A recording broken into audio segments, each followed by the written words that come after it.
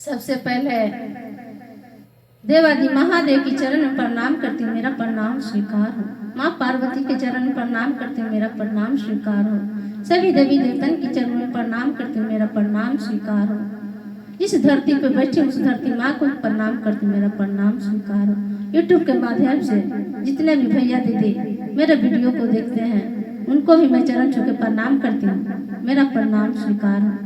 तो देखिए दीदी बड़ा ही सुंदर होली के गीत बा भोले बाबा के, एकरा के मन लगा कि आप लोग जरूर सुनो, आपन आशीर्वाद प्यार हमरा के जरूर देम, कमेंट में हर हर महादेव जरूर लिखम, भुलाए के नहीं खे।